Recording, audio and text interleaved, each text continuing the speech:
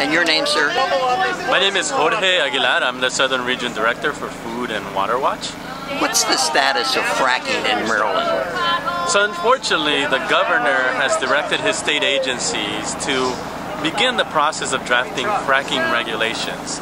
So we just saw the end of the first phase of the Best Management Practices report, which is really the first phase of fracking regulations, which are meant to be finalized by August 2014. So that's next year.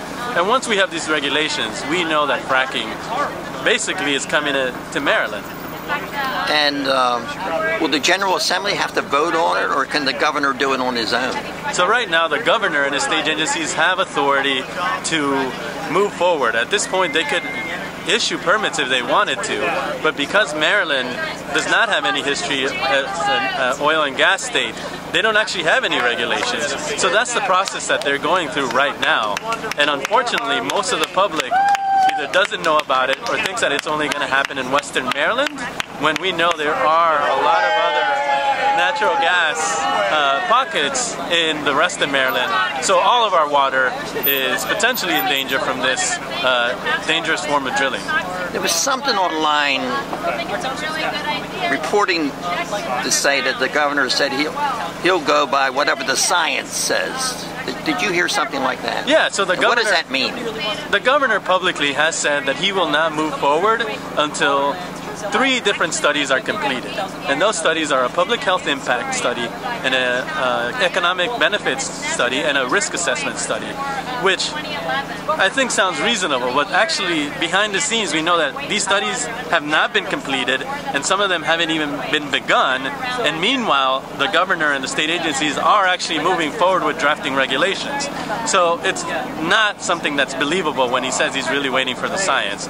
It's really trying to make sure that the public doesn't know that this is happening, so that he can move forward behind the scenes and one day just announce that fracking is here in Maryland. And how disastrous has fracking been for these other states? For instance, like Colorado and Pennsylvania. I think they're into it fairly big. So right, all these states have had fracking now for 5 to 10 years or so. It's a dangerous new form of drilling that drills deeper, uses millions of gallons of water and chemicals that go underground and contaminate water.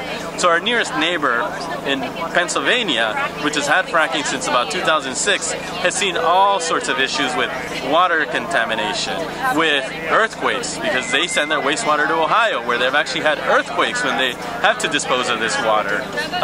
In fact, the EPA opened up an investigation, which has made the news around the world, because a city named Dimock, Pennsylvania, actually had major problems with contamination of drinking water, and this is still an open case.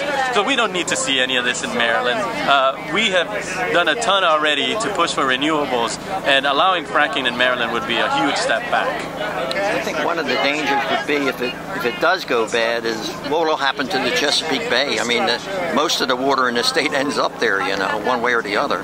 Absolutely, and I think if you're in Baltimore, this is one of the big things that citizens should be concerned about, is that really the first sacrifice zone that would be drilled in Western Maryland really sits atop the Potomac watershed. Now, the Potomac watershed is important because it's a source of drinking water, not necessarily for Baltimore, but for Montgomery County, PG County, and Washington, D.C. But the Potomac watershed is part of the larger Chesapeake watershed, and we know everything is interconnected. So all these chemicals that go into drilling these wells would potentially, flow through the Potomac, through the Potomac watershed and into the Chesapeake. And that isn't just in Western Maryland, right? This is potentially anywhere that Maryland decides to frack in the future.